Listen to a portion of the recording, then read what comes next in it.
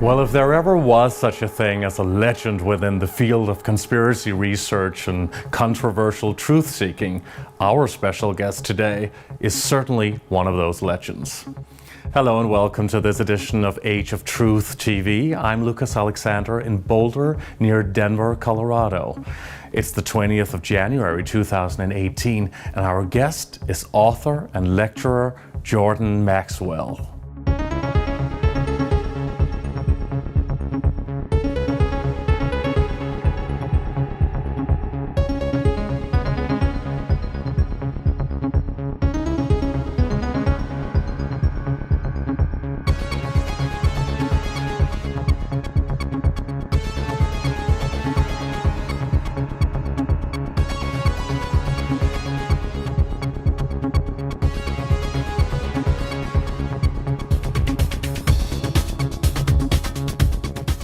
Thank you very much, Jordan Maxwell, for joining us for this interview for Age of Truth TV. It's wonderful that you would invite us to come here to your house in Colorado. Well, thank you for thinking enough of me to want to interview me. I appreciate that. You've been doing so much work revealing secrets about this global conspiracy for 60 years almost. And you've been, let's say, the first one on this scene. All I remember is back in 1959 and 60, I was giving lectures at little small venues like mom and pop bookstores and little libraries and just little groups where I'm talking about secret societies and the international banking cartels, et cetera, but that's what, 58 years ago? How did you already know about these things at that time? Because I have always been interested, even as a kid, in secrets. I knew adults are not telling me everything, and I knew that because I know it from my own family. And so I would ask adults as I was growing up questions, very penetrating, sometimes personal stuff. And they would give me a nice little pat answer, and I know they're lying to me. And you were a skeptic from an early time. But I was a skeptic not of phenomena that I lived with, and not the world, but people. And so I started delving into all kinds of dark places. And I grew up from, I'd say, about 5, 6, 7 years old, began to have strange experiences in my life. I would, startling stuff would happen to me as a kid. Yeah, I would wake up in the middle of the night and see things in my room moving. Like what? Things? Objects? I had entities. I don't know what else to call them. It's just entities in my bedroom at night. And then I would, go to my eyes and think, what am I seeing? And then it moves over. I was never frightened by it, but I realized that there's another world that this is not just my world here, there's another world. It's not just the world you live in. I was born and raised Catholic, and so at 9 or 10 years old, you are confirmed in the Catholic Church. If you're 9, 10 years old, you have a ritual you have to go through. It's called confirmation. Mm-hmm.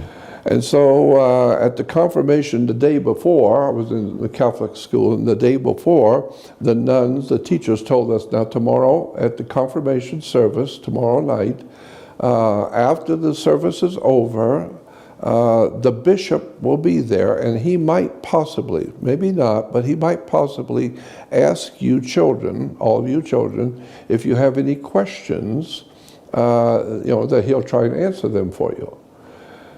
And so when that happens, remember, you don't ask any questions. You just keep your mouth shut. You don't have any questions. And so the next night, the bishop was there, and he said, now that you children are Catholics and the confirmation service is over, if you have any questions, I'll try and answer them for you. And so I stood up, knowing, all the kids knew, you don't have any questions. So I stood up in my arrogance. I stood up. I want everybody to know who I am. And I said, yes, Bishop, I have a question. I said, my father works with torches, like a welder. And if I held a torch and it was on fire, and an angel appeared to me. Could I burn the angel with a torch? Would it hurt him? Wow. And he says, well, no. And I said, why not? And he said, well, because angels are spirits, and you can't even see a spirit, much less burn one. And then he went on to say, you know, fire is a natural thing. Like, you need paper or plastic or wood to burn. You can't just burn anything. And I said, well, then why am I told that I'm going to go to hell where my spirit will burn forever? You can't burn a spirit. That's a good point. Yeah, at 9 years old. Oh, great. What did he answer? Yeah, and so he started muttering and trying to figure out what he was going to say. And there was a little Irish priest, very red-haired, an Irish priest, standing very close to where I was. And this priest said to me in front of everyone, sit down and shut up. Sit down. So I did. But then I thought to myself, I know what's going on here. And you knew it wasn't real, you knew it wasn't the truth, what that they are teaching people? I was watching everything. I'm watching their mannerisms, I'm watching what they're doing, I'm watching their interplay and personalities between people, how the priests were always very subservient to the bishop, and the bishop was always very subservient to the people. And I'm thinking, this is a game you're playing, and I'm not buying it. And so I started asking questions at 9, 10, 11 years old, and adults were not answering my questions. It's interesting that you were Catholic, because what we've seen in the last 10 or 20 years maybe is a lot of dark secrets coming out about what is going on, especially in the Vatican. And they're far more darker yet than you know. Really? Far more darker than you even suspect. Could you please start going into that alley? I don't think that's very safe for me doing that. But, really? You have spoken about what is happening in the Vatican. First of all, I always try and say that I am not the world's foremost authority on anything. I am smart enough to know how much I don't know. But I'm also smart enough to know that you're not going to be perfect on everything. So sometimes maybe it's just your opinion, and your opinion may be wrong. And so I try and tell people that I'm not the world's foremost authority. I prefer to think of myself as just an ordinary man pursuing extraordinary knowledge. But now you're actually, I hope we can reveal your age. Yes, I'm 77.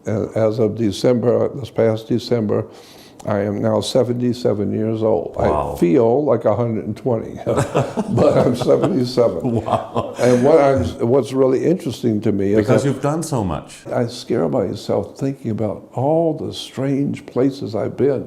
And people you've known. And people I've known, and yet I'm still alive. I will give you my opinion on the world scene today. Yes. I believe, it's just my belief, based on 58 years of experience. I believe that there is a concerted, organized, conspiratorial movement in the world, and I refer to it the way it refers to itself, as the World Revolutionary Movement. Most people have never heard that term, but it's called the World Revolutionary Movement. And basically it is the power, the political power, and the money, and the wherewithal to make things happen in the world that's behind all sides. The communists are being promoted, financed, organized, and directed by somebody, while the Nazis and Adolf Hitler was being financed and directed by somebody. And then you find out that the Mormon church becomes very powerful, and a lot of money and prestige, and the Jehovah's Witnesses and the Seventh-day Adventists and Scientology, all of the major religions in the world, somebody is financing them. Somebody knows what's going on, and it's not what you think. And so when you begin to see the major religious movements in the world, And Jehovah's Witnesses is one cult that I know about. I know things about the Jehovah's Witnesses most people will never be privy to know. Really? Yes. Like what? For instance, I went out to dinner back in I don't know what it was, 67, 68, in Los Angeles. There was a big Jehovah's Witness convention, big one. And so three of the, what they call the governing body, the 12 men who sit in New York City, who govern the whole movement of Jehovah's Witnesses. Well, three of them were there in Los Angeles. And I happened to be in their company with them. And my dear friend, a young friend my age, was part of family with one of them. So he got to go where his uncle, who was on the governing body. And since I was his close friend, he could always get me in to go. And so I went to dinner with the three members of the governing body of Jehovah's Witnesses. You're observing. Yeah, just observing. When the conversation finally quieted down, I asked one of the members of the governing body, once a year you put out a yearbook telling the world what you've done and what you're doing and all that. And in the yearbook this year it says something to the effect that the Watchtower Society has paid out in salaries over $67 million, which does not account for all the money that they're buying land and property and printing presses and big properties in Europe and opening up big operations and printing operations in Asia and all that's all big money. But they said they had just paid out $67 million in just salaries alone for construction, for people who are doing things for them. That's a lot. That's a lot of money. And so I said to him, I'm aware of Jehovah's Witnesses in Los Angeles. And some of the wealthiest areas where Jehovah's Witnesses are, they tell me they're having problems just paying their rent. Oh, so Yeah. they didn't spend the money or and get so, it. And so the Jehovah's Witnesses who are living in Beverly Hills or in these wealthy areas, but they're telling me that they're just because they're in a wealthy area, that doesn't mean they're filthy rich. And so they are having problems paying their rent and paying utilities and things. Right. And so I said, Jehovah's Witnesses are not known as being a wealthy, powerful organization. No. And yet they're buying properties all over the world. They're buying printing presses. That's not cheap.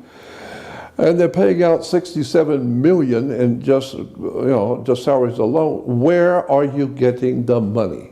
That's what I'm curious about, because Right. all the witnesses I know in wealthy areas here in LA, they don't have anything. They're struggling just to pay their bills like everybody else. There was a young man, young Greek boy, but he, I didn't realize, was the chief accountant for the Watchtower Bible Tract Society. He's the chief accountant. So I said, so where are the Jehovah's Witnesses getting this money? And he said to me, in front of everyone, he said, we have two corporate accounts. One is Chase, is the Chase Bank in New York, Rockefeller's Bank, and another one is the what is it in Philadelphia? J.P. Morgan Guaranty Trust. Back then, it was Morgan Guaranty Trust in Philadelphia and Rockefeller Bank in New York. And I said, so they were funding the Jehovah's Witnesses? That's right, they fund Jehovah's Witnesses. So he said, so I said, explain that to me. He said that we have an open account with those two banks. And I said, what does that mean, open account? And he said, basically it means once a year they give us a checkbook. And whatever you write is covered. That's simple. Oh, how convenient. Very. And I said, you mean on the scale that Jehovah's Witness Watchtower spends money? They're writing out millions of dollars in checks and it's covered?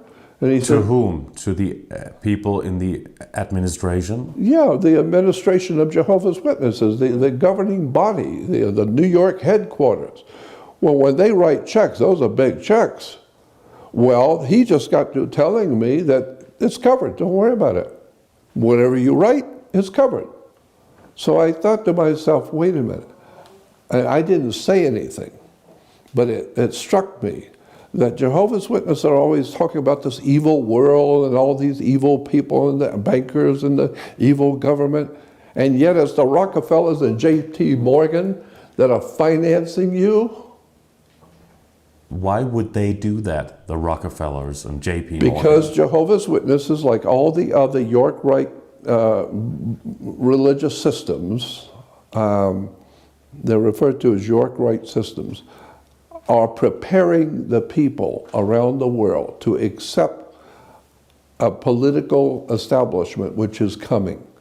And the political government which is coming, it's not here quite yet, is going to be promoting that they are from God. It's God's kingdom.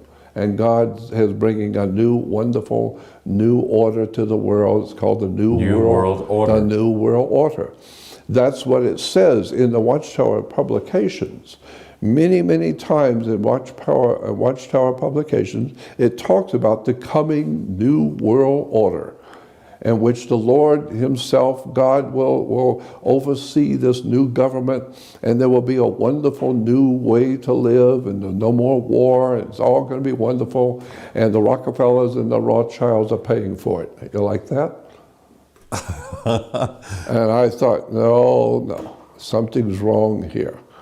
So that was the beginning of my beginning to find out what's really going on here in the world. And now, today, it is my opinion that there is not one single religion, not a political or spiritual philosophy like Hindus or Buddhists.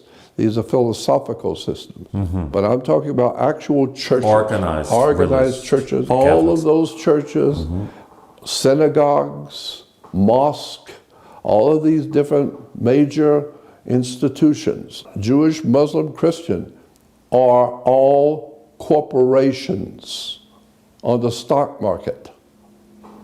They're all corporations, money. So how would you describe the New World Order? What exactly is that? We've heard presidents and world leaders and figures, political figures, talk about the New World Order for many years. And it's actually all over the world that they talk about that. But why do they do that? A lot of people still don't know what the New World Order is, or haven't even been listening when they mention it. Yeah. And I have been called many times, I have been called a conspiracy theorist. No. Correctly understanding, I'm a conspiracy analyst. I'm analyzing the world I live in. What I do today used to be called a journalist, an investigative reporter, someone who spent many years reading and studying and researching a particular organization or particular subject. And then one day they write a major book on the subject. Why? Because they know what they're talking about. They've been looking at it for all many, many years. And so they were referred to as research analysts. And the government is very concerned about research analysts because the U.S. government, like all other governments, have things like the CIA, Central Intelligence Agency, because governments don't care if you're a believer. You go to a church or go to a synagogue or whatever, and you're referred to as a believer. Governments don't care what you believe. Freedom of religion. They don't care what you believe. They want to know what you're doing. They don't care what you believe. So they have organizations called CIA, Central Intelligence Agency. They don't want to hear what you believe. They want to know who you really are. How much money do you really have, and what are you doing behind the scene that government don't know about? We don't care what you believe. They want intelligence. And so that's why I say, I'm not interested in what you believe. I want to know. I want proof. And so that's why there's a big difference today between being a believer and somebody who has done his homework, But very often when people like you and others talk about things that are so otherworldly and out there and wild, for a lot of people, they just can't take it in. How they will say, how can you, Jordan Maxwell, prove what you're saying? I mean, maybe not necessarily about the New World Order and that structure, because it's more, say, if we can say down to earth. But if we're no longer down to earth and we go into space and alien races and all of these things that we also want to cover today, I understand. then how can you prove that? That's right, and I understand. And I would suspect that that's a very good question. I don't have any problem with that. My answer would be that I don't need to prove it. I am just an ordinary man pursuing extraordinary knowledge. And I have been in the company of very powerful people that you don't know that I know. And I've had conversations that you were not privy to know about. And so I don't need to prove anything. And they revealed that there are things going on in the universe that we are certainly not being told here on Earth? Obviously. I have had events in my life that I was there and I was an eyewitness to, that I saw with my own eyes. And I know who they were, I saw what they did, and they know that I was there and saw them. And can you reveal some of that? I don't think so. Because I could tell you some stories about very famous people that will probably get me hurt. When I talk about extraterrestrials and UFOs and all that kind of thing, I've had experiences where I was there with other people, with my friends. And did you see some of that? And I was there when it happened. Oh. So that's why it doesn't bother me when someone asks me, well, how can you prove that? My answer to that is, I don't need to prove it, son. I was there. Have you seen what is called a UFO or a spaceship? Have I ever?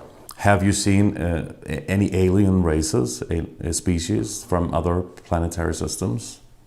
Let me tell you a story that happened to me when I was 19 years old. Mm-hmm. I moved to Los Angeles from Florida. And so I had a room, and I was in North Hollywood. And so I only lived 2 blocks from downtown. So on Saturdays, I walk downtown to have breakfast and hang around town. And so I walked into the restaurant one day, 1959, and there was crowded. The place was crowded, no room at all, except one chair at the counter. So I sat down at the counter, and there was a girl sitting next to me. I'm 19, she was probably 17 or so. And so we started talking. I liked her, she liked me. And so then after breakfast, we got up and took a walk down the street. We went to a movie, and so we started meeting on Saturdays. One night, on a Friday night, she came, knocked on my door, and she said, my dad wants to talk to you. And I said, I'm not interested to talk to your dad. Okay. Nothing I need to talk to your father about. Mm. And she said, my dad is a very important man, and he has something he wants to tell you. The moment I saw him, involuntarily, I got the strange feeling, the hair raised up on the back of my neck. I got a strange feeling about him. And I know this is not a normal man. But it was involuntary. I didn't want to feel this way. It's just my spirit was reacting to his presence. And then he said to me, he said, remember back in Florida when you were back in Florida at home and your dad built a new back porch? Remember when he tore down the old back porch and built a new one? And that scared me. And I didn't want to show tears in front of my girlfriend, but he scared me. How would he know? But my dad did build a new back porch. And he said to me... And you hadn't told the girl No, that? No, never told her. Why would I need to tell my girlfriend about my dad building a new back porch? Ordinary talk. No. And so when he said that, it scared me.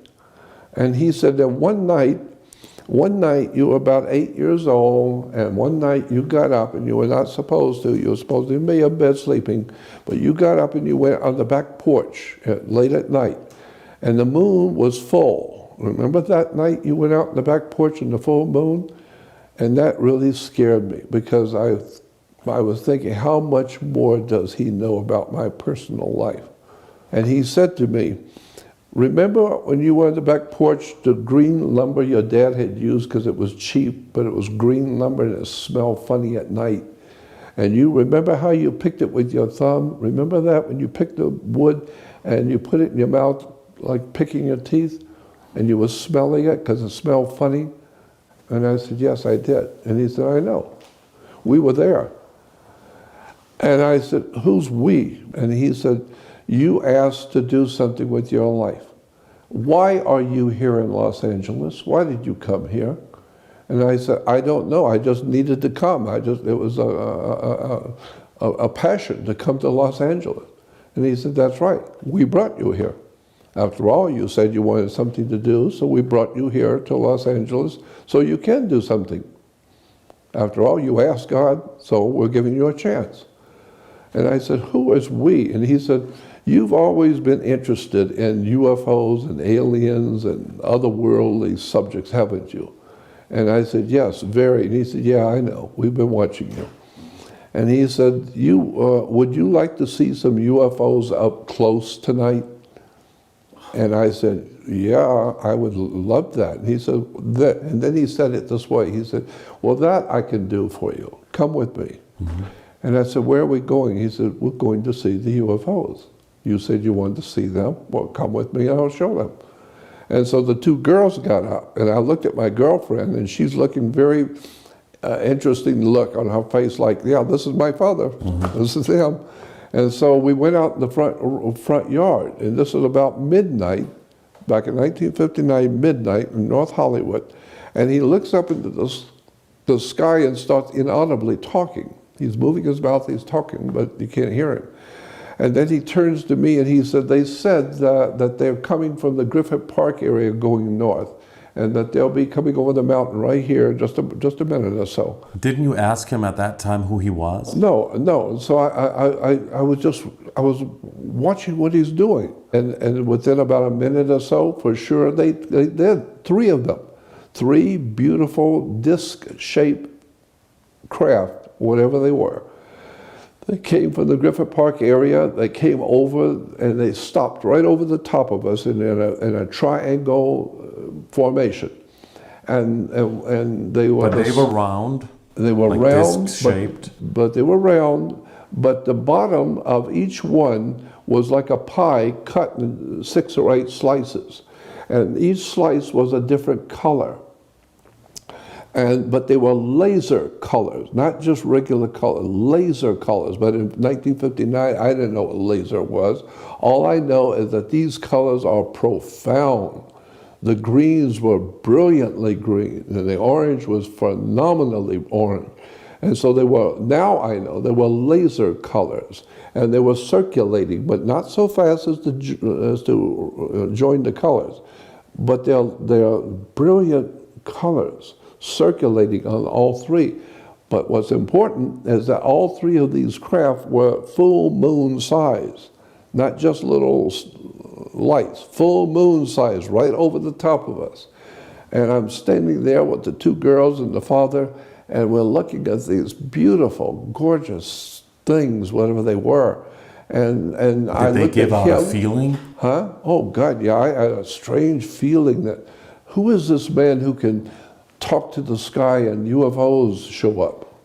What man can do such a thing? Right. We want to know. And so I want to know. And he turns to me and he said, they're beautiful, aren't they? And I said, they're gorgeous. But what is this I'm seeing? He said, that's us. You're seeing us. And you said you wanted to serve God. Well, we're going to let you. And so we have. But what does God have to do with what an alien species or whatever you? That's what he said. We want to know who he was now. Yeah, because he said, you talked to God, and you said you wanted God to let you do something important. Well, we brought you out here so you can do something important.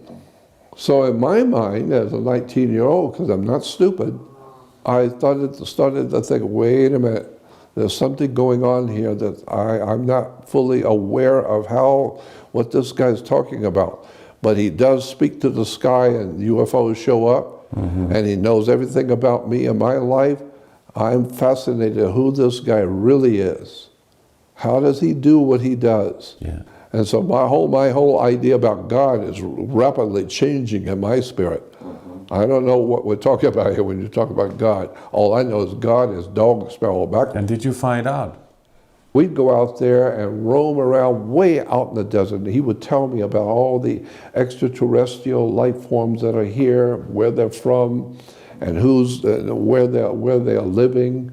And we'd go out and look at the mounds, and he would tell me the different alien groups that are here on the earth. We want to talk about that also, Yeah, what you've discovered so- in the last 60 years about that. But who did he say he was? He never told me who he was. He just said, And you never asked. I don't think I ever asked.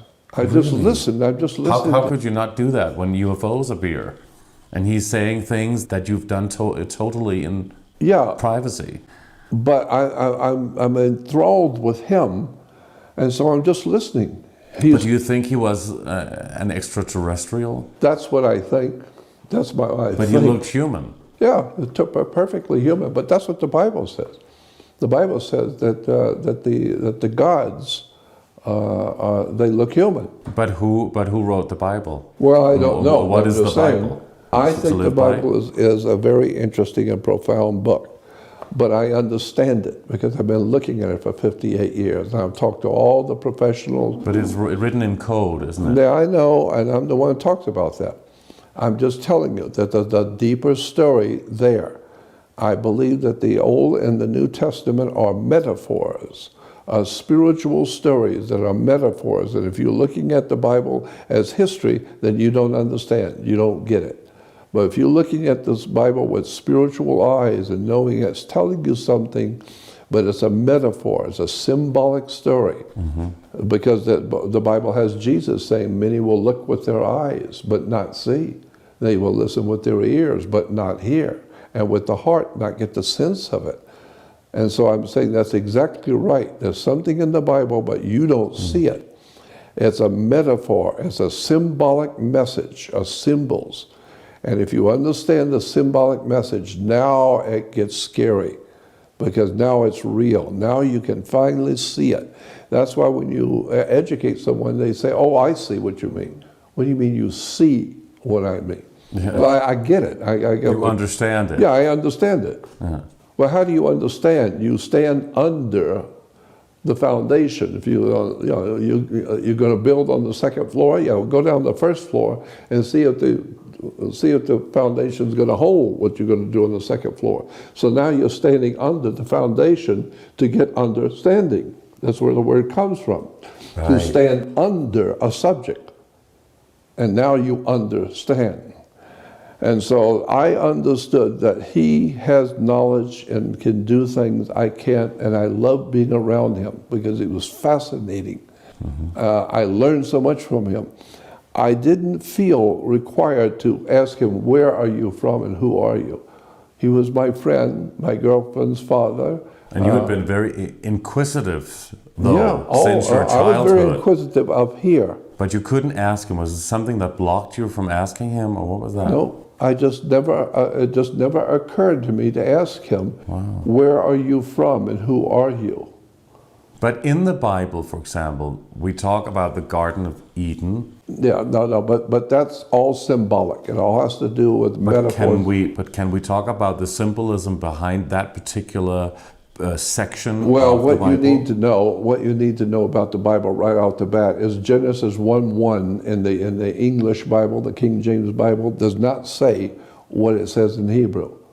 It does not say what you think. So it's been rewritten. It's been rewritten, retranslated, and it's all screwed up. And so, in the King James today, you will read Genesis 1:1. In the beginning, God created the heavens and the earth. That's not what it says in the Hebrew. It doesn't say that.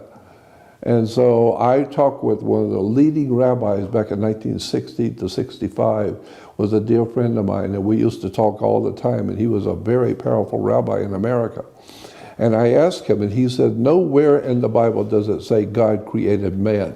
That's Christian ideas, but the Bible doesn't say that. It's just a story that is written to to control people or to, Well, maybe make not. them believe, Or believe something in a certain direction. that's right. How many different alien species and races do you know of, or heard of, or been told about? I have heard, and I have heard from people who should know, who are in a position to know, and they tell me there's over 50.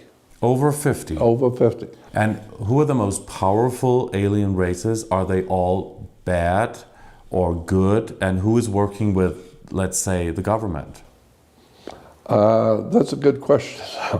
And I've had experts tell me their opinion and basically what they know. I can't swear by it, but I've had experts who should know, and they tell me there's over 50, and that most of them look human.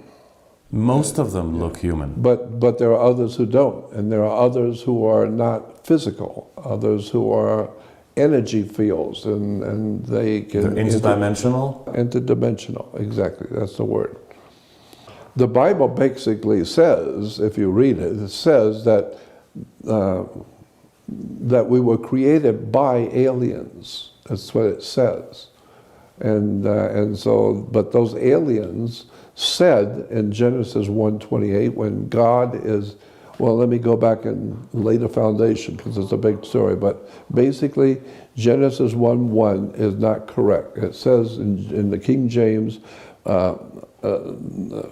in the beginning, God created the heavens and the earth. But in Hebrew, the word God is El. El is God in Hebrew.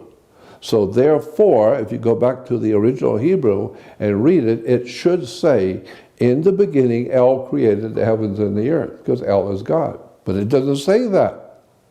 It doesn't say El created the heavens and the earth. It says, in the beginning in Hebrew, Elohim created the heavens and the earth. Well, that's different.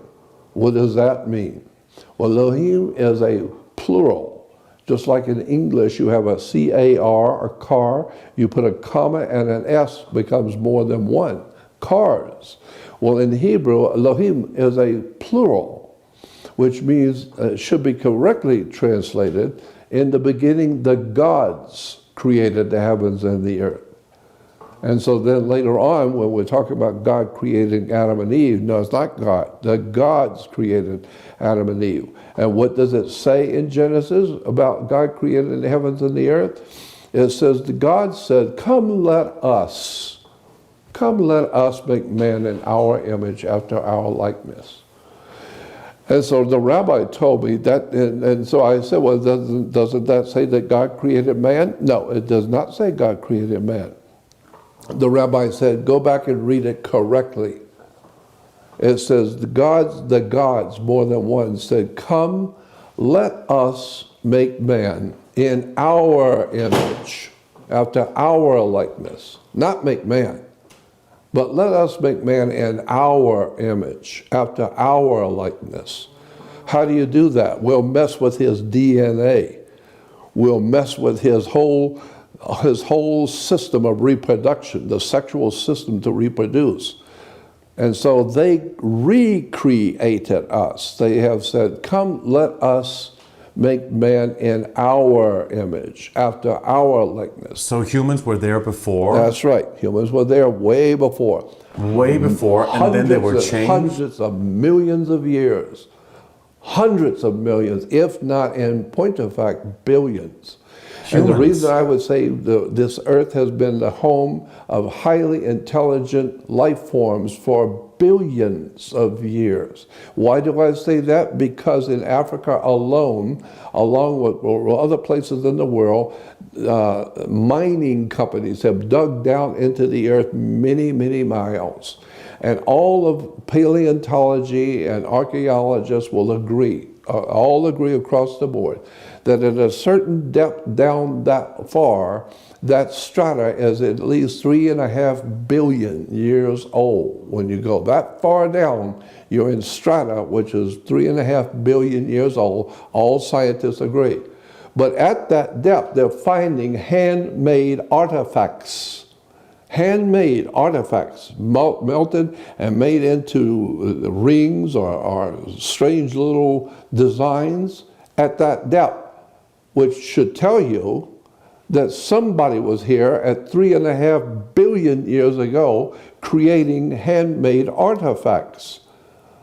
So when you want to talk about the history of the earth, you need to go back and do your homework. Does it have to be billions of years? It could be from the Lemurian times or Atlantis. All I know is what the paleontologists of the world say. That when you go down that many miles down, the paleontologists, I don't know, they're the experts, not me. They say that's 3.5 billion years old. What are your thoughts on hollow Earth, the hollow Earth theory? Then, if you can go down that far, or what about going further? I think the hollow earth is not in point of fact history. I think it's probably a symbolic story because it doesn't make sense to me. It doesn't make sense to you? No, not at all. Hollow earth does not make any sense to me at all. It's totally ludicrous in my humble opinion, but I'm not an expert.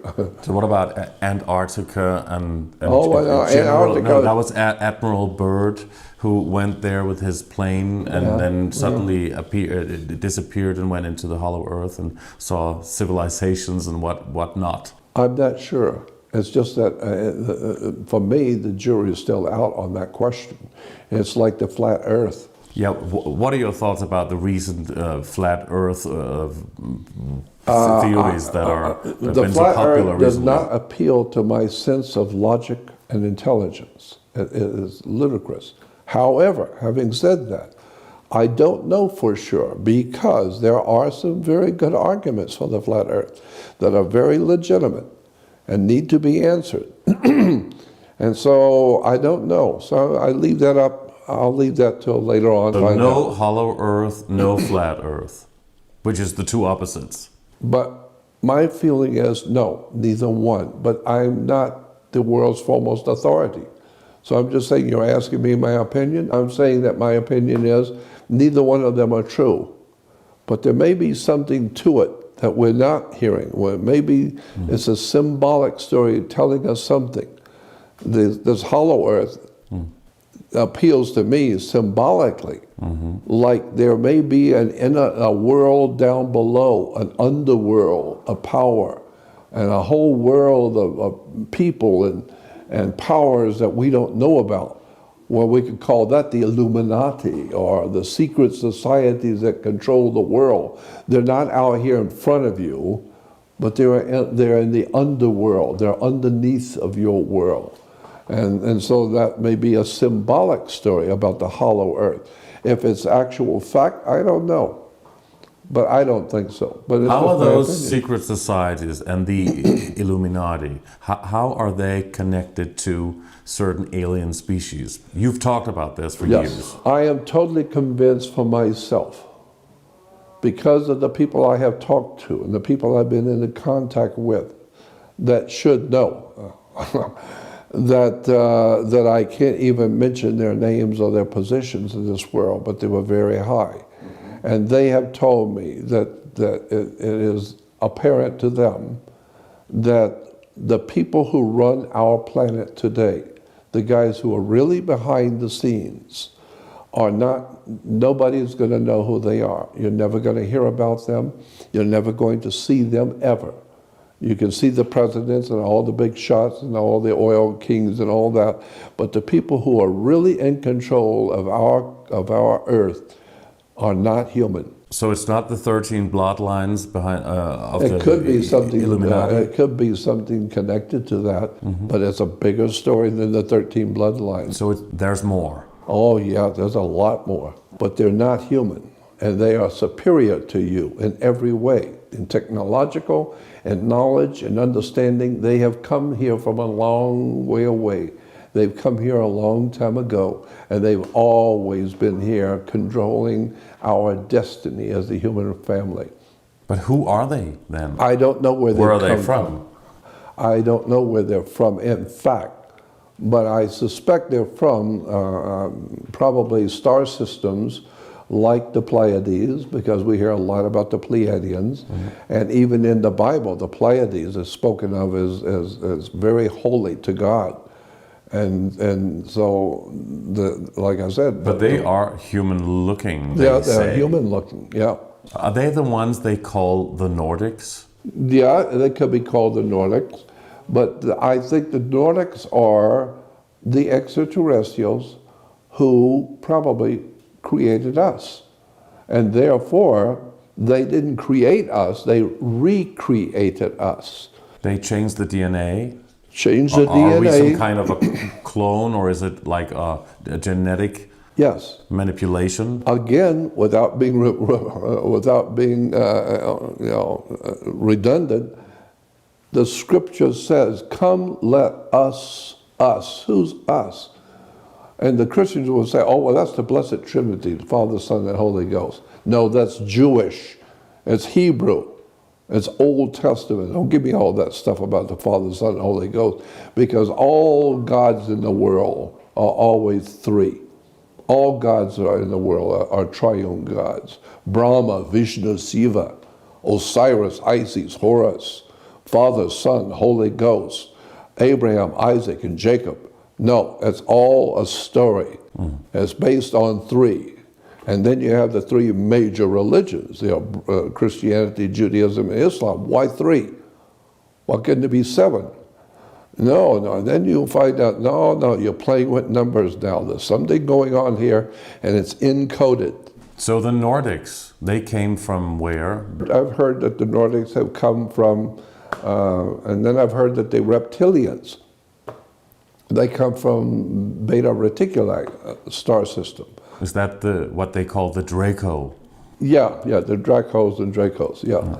I don't know, but I'm saying I've heard many times that the Dracos or the reptilian, they come from a star system called Draco, or whatever it was. I'm just telling you what I've heard. I don't know. But I have met people in my life that are not from this world. I know they're not. I can't prove it. But what they showed me and what they could do and what they knew and what they were able to do was not normal. That's not human.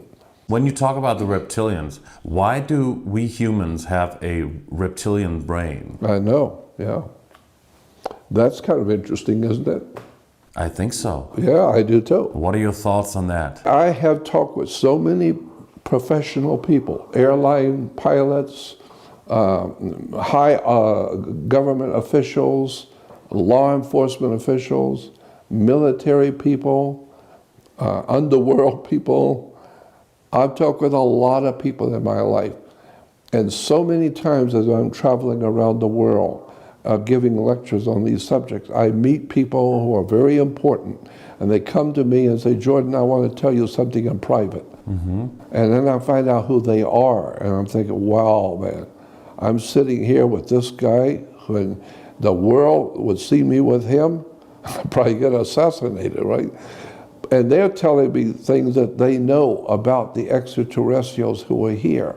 Why would they tell you that? Because they have somebody to talk to that they don't have to teach. They don't have to bring me up to speed.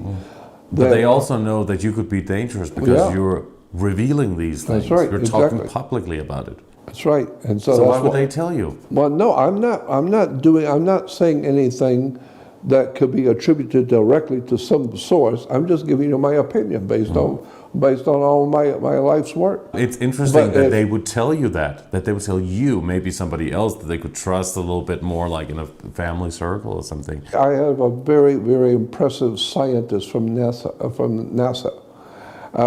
extremely brilliant guy, and he's written books. And he came to an event I was doing up in San Francisco. I was speaking at a conference, and he came to the conference, and he came over to me and said, "Jordan, I want to talk with you in private." And so we went into the lobby of the hotel and sat quietly in the corner. And he said, "I work for NASA. Here's my identification." You know, he's a NASA scientist, physicist, and he worked on this, he's worked on that, he's worked on all these big programs. And he said, you talk about Saturn. I got stuff on Saturn you don't have. Let me tell you some more about Saturn you don't know. And so he began to explain to me stuff about Saturn that blew my mind. And we want to know. Well, first of all, Saturn is inhabited. Somebody's there. But the surface is not solid, and it's gas. First of right? all, no, you don't know that. You've been told that. Oh. And so I asked him, my first question was, if you know so much about Saturn, why the rings? And it was just a conjecture. He said, I've talked to other people about this too in NASA. Some of them have said the rings are like a dish, like a television dish for deep space communication. So when Saturn moves around, the rings are around it. It's like a dish. And now they can pick up communication from way out. Hundreds of thousands of light years out, they can pick up communication with the rings because it's like a television dish. And then when it moves around this way, sometimes it will move around where the rings are like this instead of this, and there's the planet in between, so it looks like an eye inside the, you know. And so Saturn is very important in religion. The Jewish God today in Judaism is the planet Saturn. The Jews don't realize it, but Saturn is the God of Judaism today. Please explain that. Yes. Jewish religion today is based on the worship of Saturn. They probably wouldn't know that. No. It's the reason why is because who cares? I mean, nobody reads anything, nobody cares. You just do what you do because you were born into it. So if you're Catholic, you just go to Catholic church, and you never realize that as a Catholic, you're worshiping a God named Dagon. D-A-G-O-N is the God of Catholicism. Nobody knows anything about Dagon, and nobody cares. Why? Because it's just a church. So we go to church, and we feel good, and we have all our friends there. And I said, yeah, but you're worshiping Dagon, goofball. Do you know that? Do you know who Dagon was? Who? Do you know what Dagon is? Because it's right there in front of you if you just look at the church. I think you'll have to explain that. Yeah. Look at the church. They're worshiping a god named Dagon, spelled D-A-G-O-N. Simple. A Phoenician, Canaanite, ancient god that came out of the sea. A God that came out of the waters of the oceans. He came out of the sea and he did all kinds of miracles and strange things he knew and taught men how to live and how to grow food and how to do this and how to do that. And then he would go back into the ocean at night and they would see him go back into the ocean and he's gone. But that's not very scientific. That's a myth, right? It's an ancient religion, the Phoenician Canaanite religion. I didn't say it actually happened, I'm just saying that's what they believe. And you got to remember that the ancient peoples, Sumerians, the Babylonians, and all those ancient peoples, they were not writing for Hollywood. There was no Hollywood motion picture company. It's written in code, right? Like in the Bible. Well, yeah, it's written in code in the Bible, yeah. But if you study it, as an expert in studying it, of which I'm not an expert, but I know how to read. And so I read the experts, and they're saying, look at this scripture. See what it says here? So how is Dagon related or connected to Saturn? Oh, very interesting question. I didn't say it was connected to Saturn, but I said the Jewish God, Yahweh, is connected to the planet Saturn. There's so many different gods that are involved in our religions. Like in the Hindu, they have God knows how many gods. Also in the Islamic world. Islam, originally Allah was a sun god. Originally. This is thousands of years before the Arabic culture of today. Allah was a sun god. And Allah was the same as Yahweh. The Hebrew god Yahweh is the Arabic god Allah. Allah, Yahweh. It's the same God. And both Allah or Yahweh, Jewish or Islamic, Originally, Allah and Yahweh were sun gods. But then something happened in the ancient history to change that so that Yahweh or Yahweh and Allah are now moon gods. And Moses was the leader of a moon cult. Moses was a leader of a lunar worshiping cult. And so Yahweh was the moon. Well, it was actually the sun. Yeah, but now at Moses' time, Yahweh is now the moon god. And so the moon god in Arabic was Allah. So Allah is a moon god. And so today, the Jews have got the sun worship with Yahweh, and they also got the moon worship with Moses. Moses was a leader of a lunar cult, a moon god. But Moses is a fictional character. Yeah, right? Moses is a fictional character. And so was Jesus a fictional character. So was all of these, King Solomon. There was no King Solomon. But it's like a subliminal message. Yeah, there's a in there. whole method of distributing religious thinking and concepts and ideas.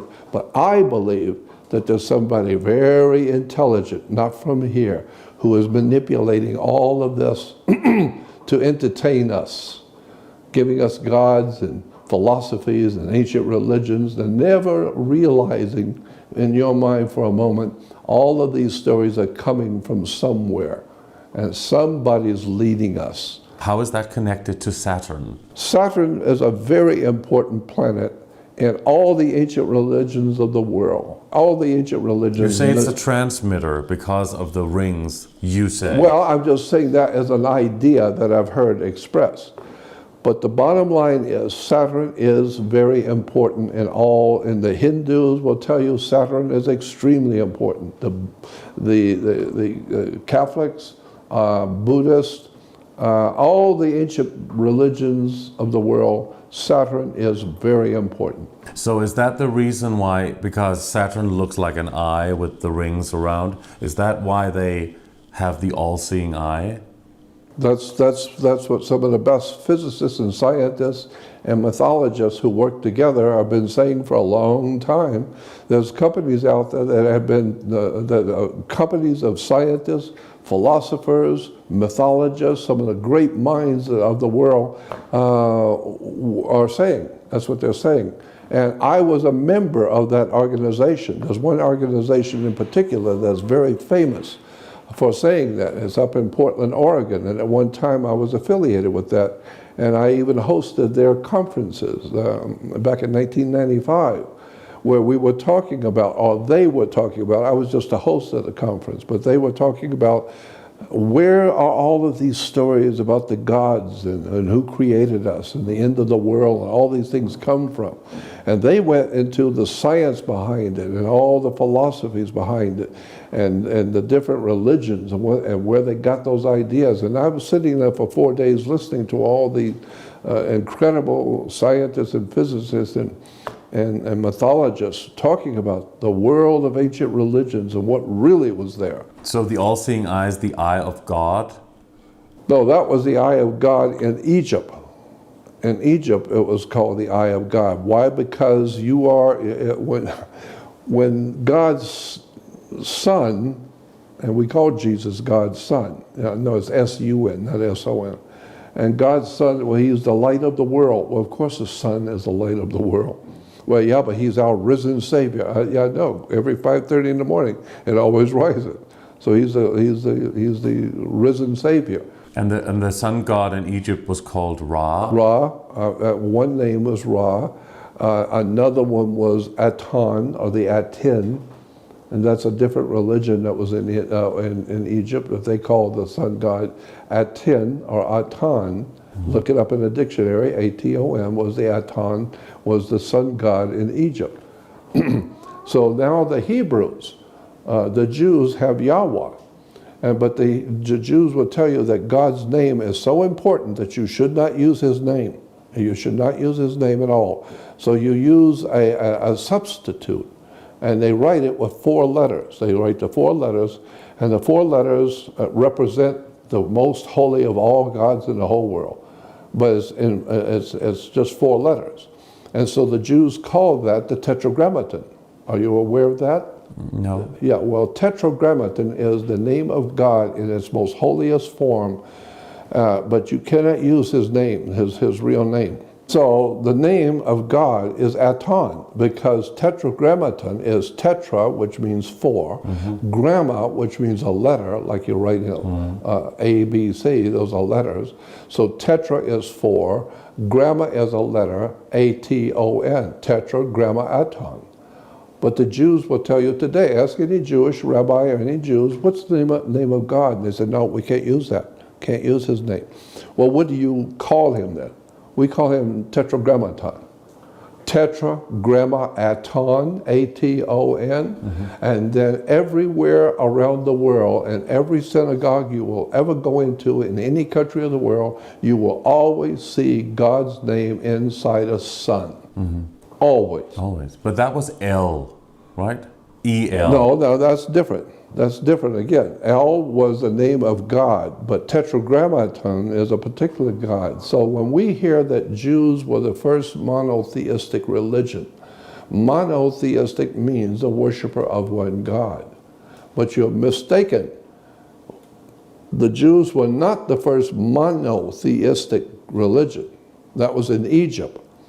But as the rabbi explained to me, the Jews were not monotheistic, they were heno, spelled H-E-N-O, henotheistic.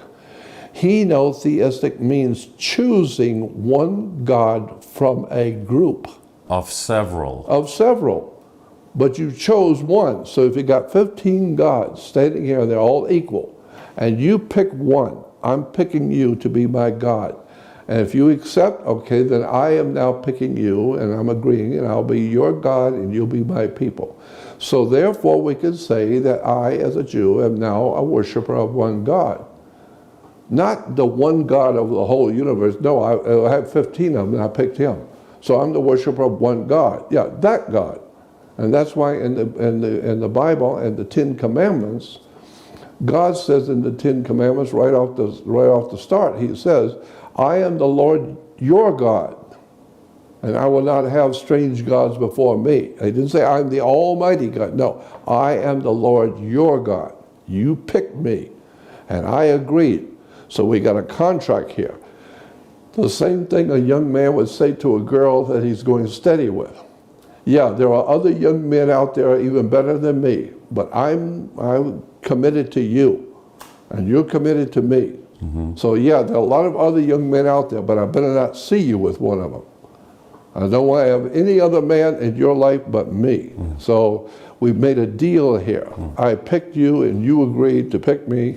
And so when you say Jews are God's chosen people, no, they picked one God, so they're the worshiper of one God. Yeah, but there's 14 others you didn't mention.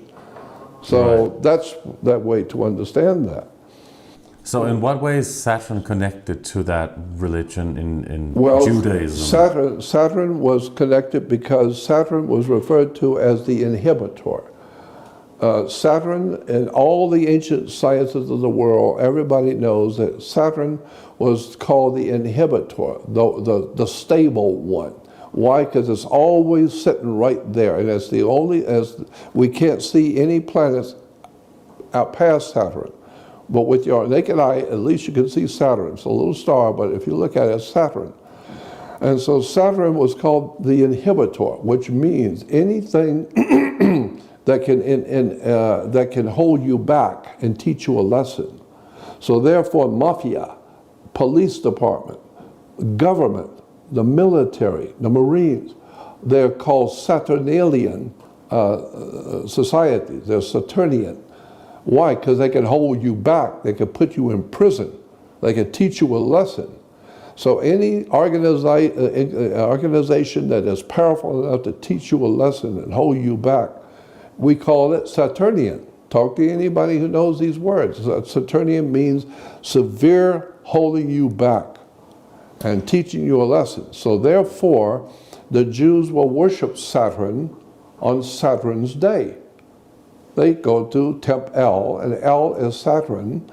So El is Saturn in the ancient world, Well, it says in the beginning, El said, come let us. Us, who's us?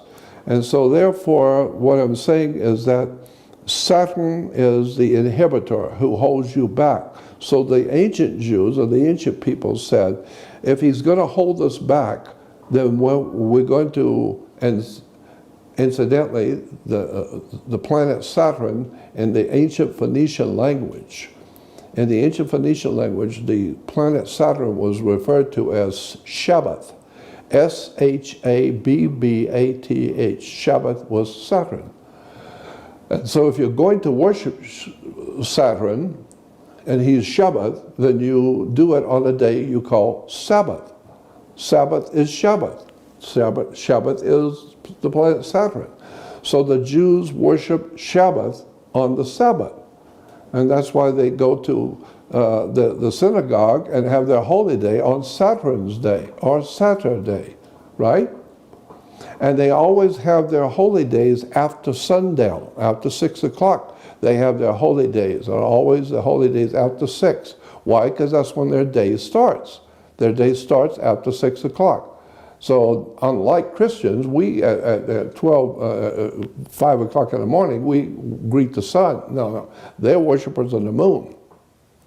And so from Egypt looking eastward, from Egypt looking east, there's a whole series of high mountains in the Sinai. And every night the moon comes up in the east from the mountains. So they call him, the Arabs call him the old man of the mountain who lives in the mountain. Why do we say that? Well, obviously every night it comes up from the mountain. But it comes up after the sun's gone down. It comes up at 6 o'clock. So if we're going to worship the old man of the mountain or the moon, we do it at 6 o'clock in the evening. Because now he's going to be in charge of the universe all night long. And so that's when our day begins, because we're worshipers of the moon. So it's a moon. Even the Jews will tell you they have a lunar calendar. And so they trace their day from many moons. Well, but so is the Native Americans. They trace there, and they're called tribes. So Saturn is also connected to the moon, definitely.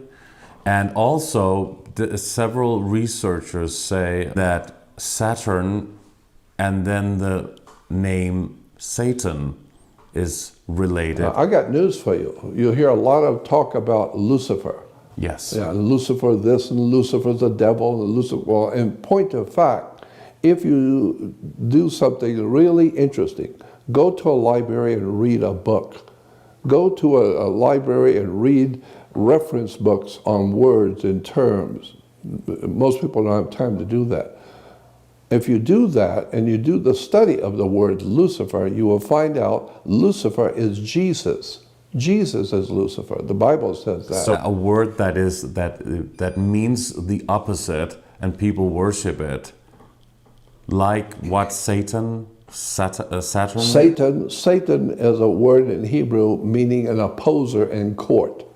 So if you're going in court and you're a Jew and you're going into court with another Jew, and so in the Jewish religion, you're going into court against your brother or against another Jew, that's very serious. You take a Gentile to court maybe, but now you're going into court to fight another fellow Jew. So that's a defense lawyer? No, it just means two Jews fighting in court. Really? Is that what it means? Yeah, and so basically that's where it comes from. And so the word for an opposer in court, when you're opposing your brother in a court, you're enemies now. You're fighting each other in court. So you're an enemy. Well, the word for an enemy that you're opposing in court is called a satan, S-A-T-A-N, a satan. A satan is an opposer who's opposing you in front of the judge. The judge is God. He's opposing you. He's saying you lied and you did something, and he's telling God, he's telling the judge. The judges all wear black robes because black robes were assigned to Saturn's god, Saturn's priest. Priest of Saturn always wore black robes. So a black robe represents someone who is officially representing Saturn. the god Saturn, who's the inhibitor. And he is the inhibitor as the judge. He can throw you into So jail. it is connected. Oh yeah, it's very, very connected. Satan and Saturn. Yeah, Satan and Saturn. But I'm saying that Saturn is a god of the Jews today, and they worship him on Saturn's day. And his name in the Phoenician language is Shabbat, and so they have today something called Sabbath. So in the Ten Commandments, remember to keep holy the Sabbath.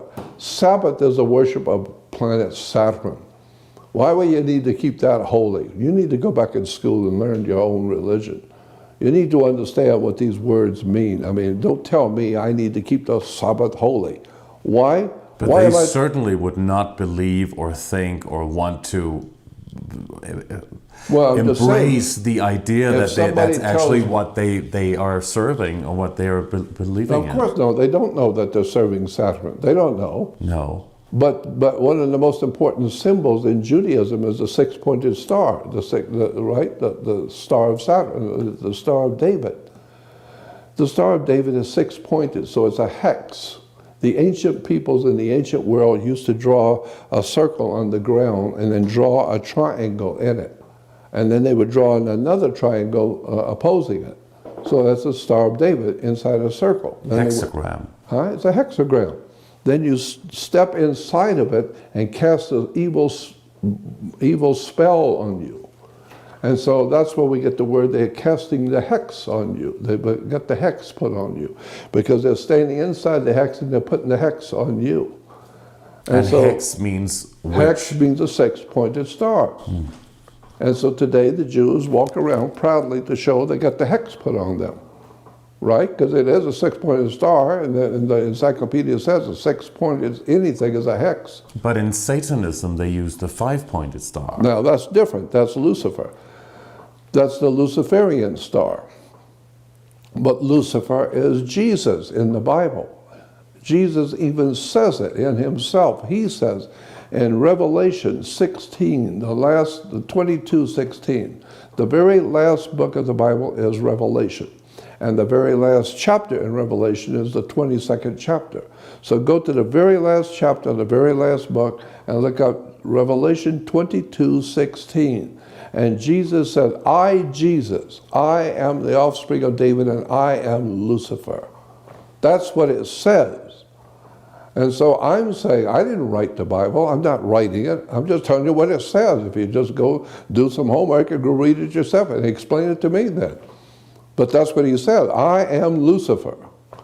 And so So the Christians are also worshiping the opposite than what they believe and what they think they're doing. They're worshiping Lucifer. The same that you said that the Jews are doing. Yeah, exactly. And the Muslims too.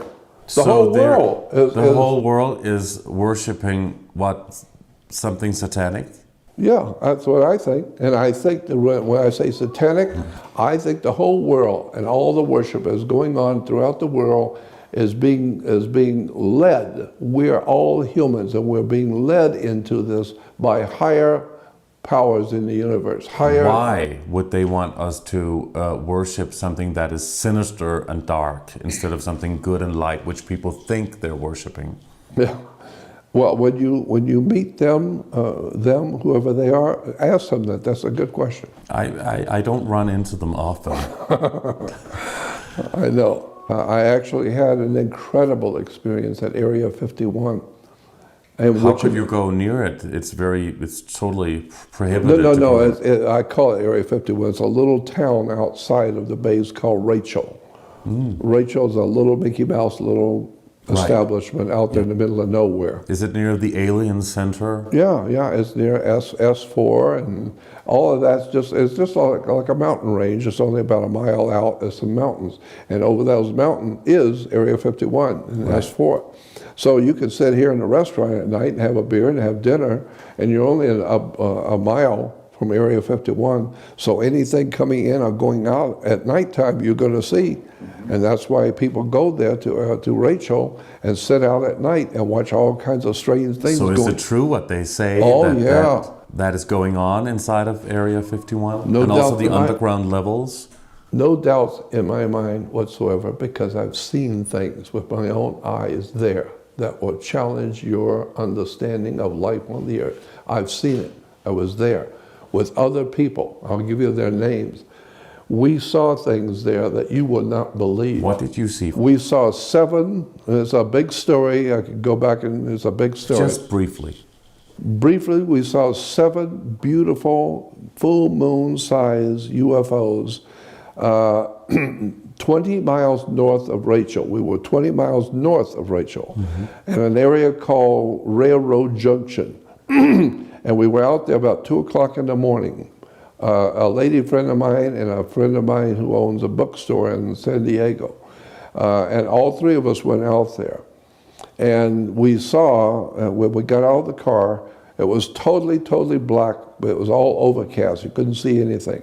All of a sudden, the clouds opened up a little bit, and 2 beautiful, gorgeous, glowing, bluish white saucer shapes came in and stopped over the top of us. They were gorgeous. They were emanating light on the clouds above them. They were reflecting their light on the clouds. 5 more came in behind them, and there were 7 of them sitting right over our head. All 7 were beautiful, gorgeous, and scary, frightening to me. My 2 friends thought they were beautiful and were delighted to see them. I was frightened, and it scared me, because I know something they don't know, and I know this is not human. And whatever it is... Could it be military and something that the military technology... I know a lot of people think that it could be just us, military. But I'm telling you, what we saw them do and what we saw later, it wasn't military. It was not of this world. Because one of the aliens came in our bedroom when we went back to Area 51. In your bedroom? Yes, in our bedroom. It came into the motel where we were staying that night. After we saw the 7, we went back to our motel in Rachel, and we were there in the bedroom, and there were 2 beds, there were 2 bedrooms, and my friend who's a publisher in San Diego, he stayed in the 1 bedroom, and my lady friend of mine, she's a radio talk show host in Hawaii, she and I stayed in this 1 room. Wow. You always want to have invited guests in your bedroom, don't you? No, I don't want visitors from another world in my bedroom. My friends, that's okay, but no. That's it. And so we laid in bed talking about what we saw tonight, those 7 beautiful disc-shaped things out there in the desert. And what we saw them do, Right. was not human. Not human, not military. No, thank you. Not human at all. They did things that humans can't do. And so, and I know, I was born and raised in a Navy town in Florida. One of the largest naval air stations in the world is in Pensacola, Florida. The single largest naval air station in the whole world is in my hometown. What came into your bedroom after you had seen those lights? Some kind of an alien. In the middle of the night, we were talking that night before we went to sleep. We were talking about what did we see tonight? Because what they were doing out there in the desert, we humans can't do. We don't have that kind of technology. For instance, what they would do is there was 7 of them. They're big. They were like full moon size, 7. Yeah. And they're glowing bluish white light. Yeah. And you said that. Yeah. But then they would come together instantly. And Merge? Quicker than a blink of an eye, they would come together, all 7, without touching each other. And then, less than a blink of an eye, they would blow out, and now there's a big circle of 7. Then instantly, they would all change sides in a blink of an eye. They were all different places. And one blink of an eye, boom, they would all change. And then we're standing looking at that thing, and they would all change again. In a blink of an eye, from out there to out there, in a blink of an eye, they all change. All 7 of them change. And then they come together in a circle and blew out in a circle. And we don't have that kind of technology to do that. Except maybe if it's holographic. Well, that's always possible. That's possible. But how do you explain the alien that came in our bedroom? Yeah, I want to know about that. Yeah, alien. I bet Please you tell do. me. Yeah. You need to talk. What kind of alien was that? We are so excited. We need to know. Yeah. Well, the alien that came in our bedroom that night obviously knew it was one from out there that we saw, and when we What came did back, it look like? I'm going to tell you, it didn't come into our bedroom where Ivy and I were. I fell asleep. We finally all went to sleep. Then the next morning, I got up, and Paul and Ivy had already gone over to the restaurant to have breakfast. And so I go over there, and there's a big bunch of people at the table, and Paul and Ivy are talking to them. So I think they're telling them about the 7 UFOs we saw last night. So I sit down at the table, and then I find out, no, they're not talking about the 7 UFOs. They're talking about the alien that came in our room last night. And he came in Paul's room, and he woke him up. And Paul Tice, you can talk to him. He's the one that saw it. And Ivy said she saw a little bit of it from our bedroom, because it's right next door to the other bedroom, and both doors were open.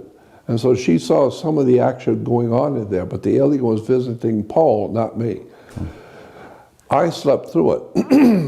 So did he say what it looked like? Yeah, oh yeah, he explains exactly what it looked like. What did it look like? He said that when he said he was sound asleep, and all of a sudden he woke up, involuntarily woke up, and was totally awake. Instantly, it was totally awake. And he said, and just above him was a little night light, a little light in the ceiling. But it hadn't worked. It wasn't on. It never has worked. And he said, but he looked up at the light, and there was a face, an alien's face, and it was greenish. And it was like a hologram. Like a hologram. You could see through the face you could see the lamp above it.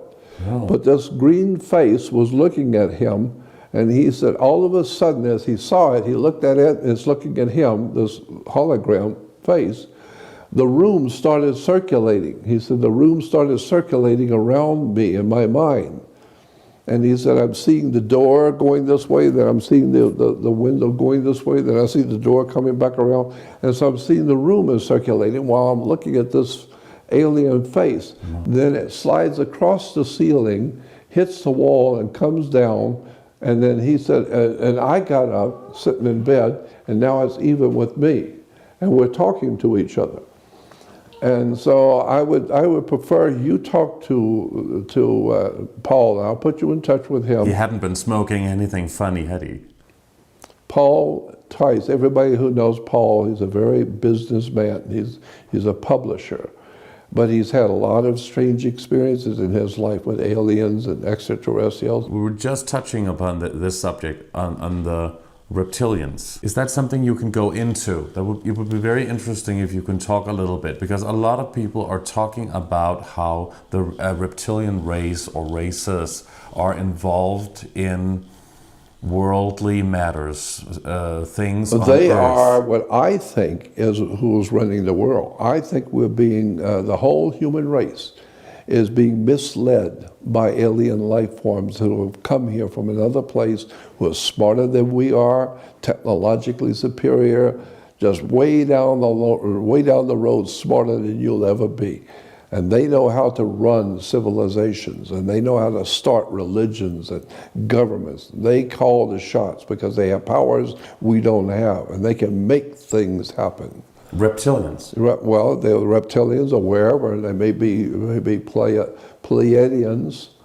I don't know who they are, in point of fact. I haven't gone to their house yet. But can you mention a couple of different races that are very important well, to yeah, this whole like the Dogon. UFO phenomenon? Yeah, like Dogons. It's spelled D-O-G-O-N. Dogon, not Dagon. Dagon is a Catholic. Kind of similar. Yeah. Dagon is D-A-G-O-N, which is the god of the Catholic Church. But there is a there's a black, in Somalia, in Africa, there's a black tribe of natives there. And that Indian tribe the black tribe is called Dogons, D-O-G-O-N-S, Dogons. And go back and read on the web, go look up Dogons and read about some really very impressive scientists and people, writers and researchers. What do they look like? It's just a bunch of black tribesmen, people live in a tribe in Somalia, but they are now blowing people's minds of what these tribal people can do. They know everything about the universe. They tell you everything about the universe, how heavy the sun is, how heavy the earth is, all the different planets and how they got here. And they're telling you all kinds of things that scientists today are just now beginning to find out they're right. And they know all about the stars, the star systems, and how far it is from one place to another, and how to do this, how to do that, how to do space travel. And so now scientists have finally heard about them, the Dogons, D-O-G-O-N-S. And so they've gone over there and talked to them. And they say, how do you know all of these things that we didn't even know? NASA is learning from you. All the things you're telling us are fascinating and they're true. How do you know this?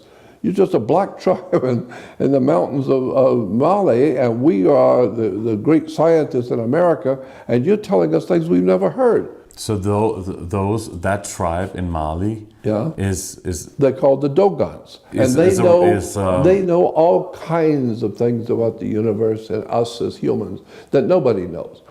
So they asked them, these scientists and writers and people who go to visit, how do you know these things? Because you're right. Well, we didn't even know it. How do you know it? And they said, they come tell us. Every so many years, the aliens come from out there and they meet us. They come to our place. They come to our community, and they tell us in our own language. In our language, they tell us about the universe, about what they're going to do, about what's going to happen on the earth, and when it's going to happen, and who's going to do this, and who's going to do that, and what's going to happen to the whole world. And they tell us all these things. So when they leave, we just tell everybody else, and nobody knows what we're talking about until you find out we were right.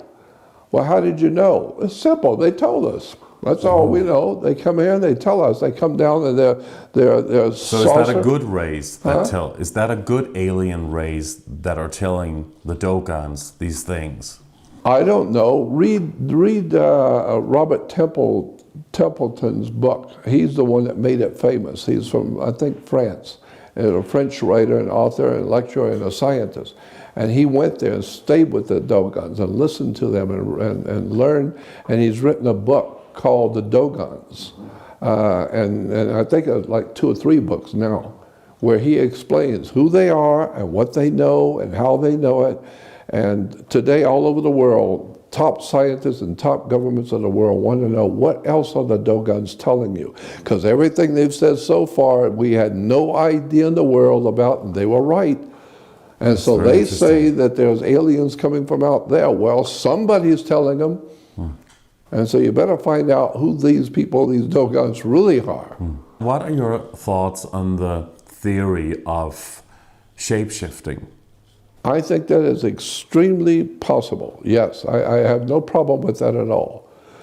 I think that's very possible because the technology, we know how it works. I mean, I've had all kinds of people in government and military telling me about the technology. Here's how it works.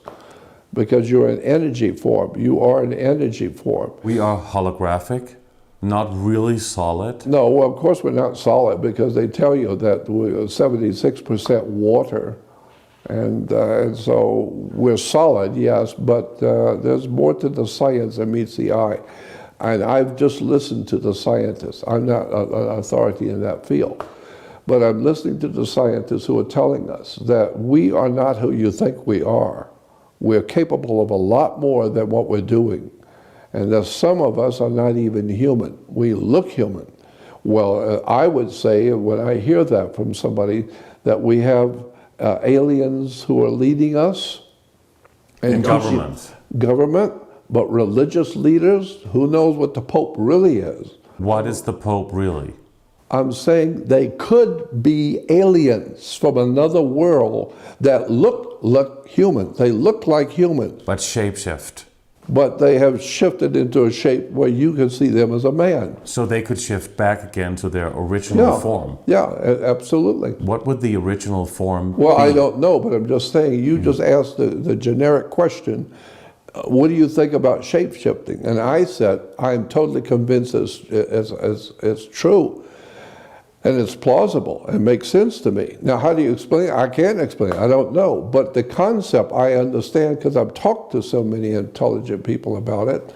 Military people, scientists, philosophers. Many people say we are holographic, and in that way, energetically, you could change the form. It's like an atom, which is not solid. I know. And even this table and everything is made of atoms. And if you go closely, then nothing is solid. I've heard of people who can walk through walls. I don't know, I can't do it, but I've heard of people, scientists who are people, very legitimately important people in government have told me, we've seen him walk through a wall. I don't know, I wasn't there, but this guy has got credentials, and he's got all the credentials of a scientist, and he said he saw somebody walk through a wall. And I know there's a lot of stuff going on in this world that you would not believe unless you saw it yourself. And then if you see it yourself, I mean really something spectacular, like a person walking through a wall or something, if you saw it yourself and you talk with that person who just walked through the wall. Or if you saw somebody shapeshift. Well, of course. But if you saw that yourself, then I would say, well, how do you prove that? You would say to me, I don't need to prove it. I was there. I don't care if you believe me or not. I'm just honoring you by being here to talk to you and tell you. If you don't believe me, I don't care. I know what I saw. How about mind control? Mind control is overwhelmingly obvious. It's everywhere. All kinds of mind control, not just the old Mickey Mouse back in the 1950s with the MK Ultra? Yeah, the MK Ultra, but I'm not talking about that. I'm talking about something far, far more serious. All kinds of electrical interference with the human brain, because your mind, your brain is like a computer, and your spine is carrying electrical force field to move your body. But our scientists have been talking ever since Nikola Tesla. Tesla talked about the human body being a computer and an electrical force field. And so if you're smart like Tesla, I'm not, but if you're smart like him, you might figure out a way to manipulate your electrical force field. Well, we now know they can do that. We now know that they can see you at night. We have cameras that can see you at night. If you're out in the jungle, they can see you moving. Night vision? Night vision is one thing, but there are highly technical military instruments that can see a human in a dark forest, totally black, but they can see the human. And they can see him walking. Why? Because your body is giving off an electrical field. And this camera is designed to pick up that electrical field. So in the military, if you're out at night, totally dark at night, and you're moving around, but you can see other humans. They don't know that you're seeing them, but you can see them, how many there are. Can they also look through walls? Absolutely, I think so. Mm-hmm. You have to understand that your particular religion is based on where you were born. If you were born in Africa, then you would have a certain concept and idea about God and the theology and religion, unless, of course, you were born in the Yukon. And now, as a Eskimo, you have your idea about God and theology and who runs the universe, unless, of course, you were born in Russia. Now you would have the Russian Orthodox idea about God, etc., unless, of course, you happen to be born in China. So the idea, the point I'm making is that whatever it is you believe is only because of where you happen to have been born. It doesn't mean you know the whole universe and know anything. It just means that's what you believe, because the people you hung around with, you were... Indoctrination, more so than just brainwash or mind control. I had a man... Compartmentalization. I had a man on the national level in America, at the very top in America, one of the top people in this country that you would not even suspect that I know. And he told me, he said, Jordan, I'm a Jew. I was born a Jew. And so that's who I am. I'm a Jew. But I don't know if the religion's right. I don't know. That's not what I do. I do something else. I'm in government.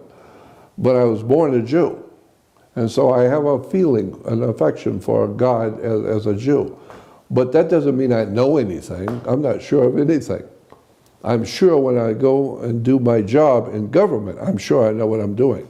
But when we talk about theology and religion, he said to me, I would much prefer listening to you, because that's obviously what you've been, evolving in your life, all your life, is theology and religion. So I would much rather listen to you. And I said, well, thank you. And I said, but I know a lot about government and the laws of government. But if we're going to talk about government and a elitist circle, I'd rather you do the talking, not me, because that's your field. And theology, religion is my field, and I respect your field. So he said to me, well, good, now we got a good relationship. You stay out of my business, I'll stay out of your business. He said, but if I want to know something about God, I would call you and talk with you. If you need to know something about government, call me, I'll know. And did he know something about mind control? Oh, yeah. Yeah. And What did he say? Well, his position in government was so high up that I'm not about to tell you who he was.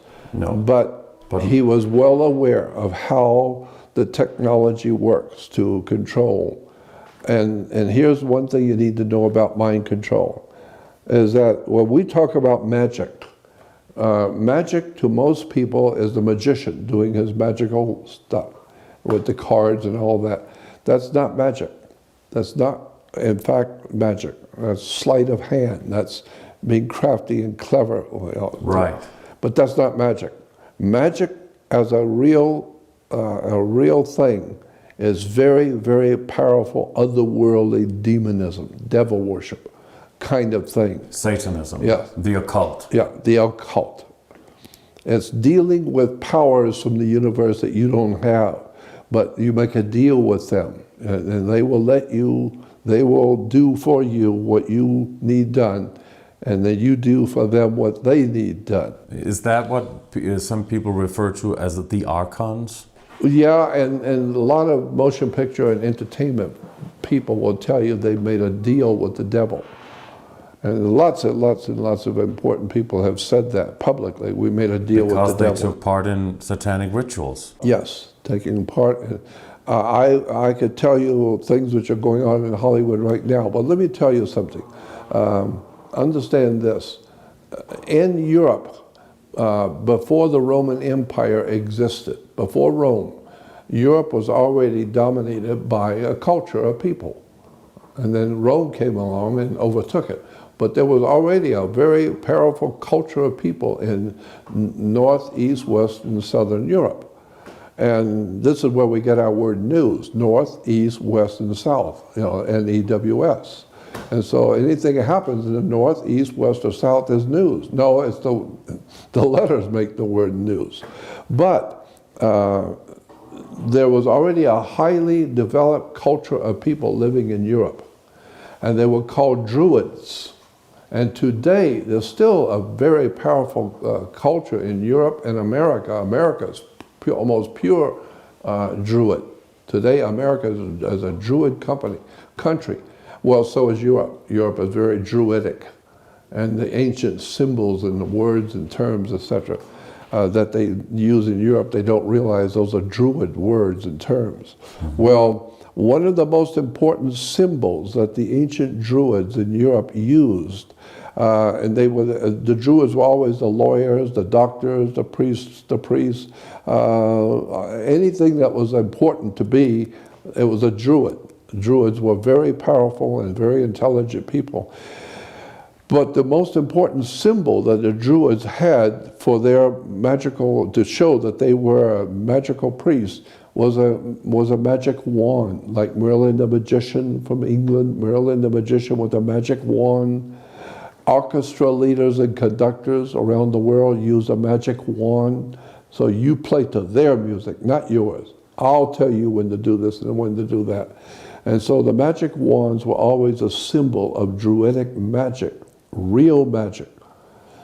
But magic wands were always made out of the wood of a holly tree. It's made out of holly wood. Get it? And so today, we Americans are orchestrating magic around the world in Hollywood because it's a druid symbol. And if you bother to go to the encyclopedias or go on the web and look and put into the web pictures, just images, not the regular web, but just on images, and type in Jesus with magic wand, you will see all over Europe and around the world the Old Testament and New Testament people, the 12 apostles, Jesus, Abraham, all the names in the Bible are all doing their miracles with a magic wand. There's all kinds of pictures of Jesus with a magic wand raising the dead and feeding the poor. And the magic wands are made out of the wood of a holly tree. It's made out of Hollywood. And so what I'm saying to you is that Hollywood is a very legitimately de jure and real magical system. And because of that, you have to do rituals, blood rituals, human sacrifice. There's a very powerful, real, legitimate, not of this world magic. And those people who are running Hollywood are connected to things you don't know anything about. And they have the power now to manipulate the world with motion pictures and television. Who's orchestrating that in Hollywood? All of that is being orchestrated out of Hollywood, but it's not because these people are so clever and resourceful and talented. No, they are connected to a power that is not of this world. They're connected to something going on that you would understand as demonism or devil worship or spirit worship. So actors and singers take part in that? Oh, of course they do. Absolutely. Did you see the movie Eyes Wide Shut? Yes. Yeah. Stanley Kubrick. Yeah, Stanley Kubrick. Stanley Kubrick died shortly after that movie was made. That's What his do you last. know about Eyes Wide Shut and Stanley Kubrick? Well, I just know that, first of all, that big party, that was a satanic mass of some sort, so some sort of a satanic thing. I'm not talking about my influence on you or my influence because I'm a wealthy man and I'm influencing you. No. And what's Hollywood is an influence you don't even know is happening. It's not of this world. It causes people to commit suicide. It can cause you to kill someone. Some kind of a other world connection to the human mind and to the human world that we live in is controlling you. If you're involved in Hollywood and you're involved in the motion picture business or in international banking or in the oil industry, the guys at the top who cause things to happen, they're all being manipulated by spirit forces. The Illuminati are humans that are being manipulated by spirit forces. We all, at the lowest level, all the way up to the Illuminati guys at the top, we're all human. And yet, some of us have magnificent powers to do things. We come into the world as a Rockefeller and we're changing society. But what you don't know is that the human race is being manipulated by a higher power that you can't see. But can we put a name to that higher power? Well, I call it the spirit world. Is that the archons? Yeah, the archons. Yeah. And the Muslims call them the jinn. Yeah, that's exactly right, the jinns. And the Christians call them demons and devils. The Jews call them a different name. So they are spirit beings. Yes, they're spirit beings. And they're not physical. Not physical. They're spirit beings. They can work through reptilians. And some reptilians and other alien species are physical and some are non-physical, That's exactly right. But you need to understand that there is all over the earth a domination of the human family, of humans, by extraterrestrial or other world entities that you can't see. All the world of religion believes that there are spirits out there. God is out there and the angels are out there. That's who actually, in point of fact, runs Hollywood, are those spiritual entities. They are using Hollywood to manipulate us, to manipulate the human race. We put out movies that cause the riots. We put out movies that promote the one group against the other So group. that is the mind control. the collective mind control. Yeah, exactly. But it's very, very real, very, very powerful, and really scary. Because if you hear that they're sacrificing a child tonight, and you know there's human sacrifice in California, in Los Angeles. There's human sacrifice. Have you heard that that is actually real? Oh, God, yeah, of course. There's human sacrifice goes on continually in Hollywood. It's human sacrifice. Children are being sacrificed. Why? It's simple. It's very simple. Because if they are going to help you, they can help you. These spirits have powers and know knowledge and powers and technology you don't know anything about. And they can do things that would just scare you. And you think it's just, God couldn't do this. No, it's not God. It's an extraterrestrial, and he's been around 400 million years, and you haven't. So he knows a lot more about the universe and magic than you do. And so he can come here and look like God to you. I mean, and so if he gives me, if I make a deal with him, I'll give him my body and my life and my soul if you will give to me what I want. I want to be able to do what you do. I want to dazzle people with. But why would you need to sacrifice another human or a child to gain that knowledge? That's because it's always been that way in religion. Anytime you go to a God in any religion and ask for something that he would give you, he wants something back. And so it's always been that way. Why do all the races of the world have gods that they sacrifice to? With that, he's also now, it's like the mafia. It's like underworld organization. You need something bad. You need $1 million bad because your family is going to die. And you go to some big shot in the mob world, and he says, okay, how much you need? I need 500,000 bad. So he said, okay, here's the 500,000. Okay, I give it to you. You wanted that? I give it to you. Now you owe me. You owe me. And when I call you for whatever I call you, you better be here. Because you came to me, I didn't come to you. You came to me and asked for something, I gave it to you. Now you owe me. And you take that lightly, you better think about it.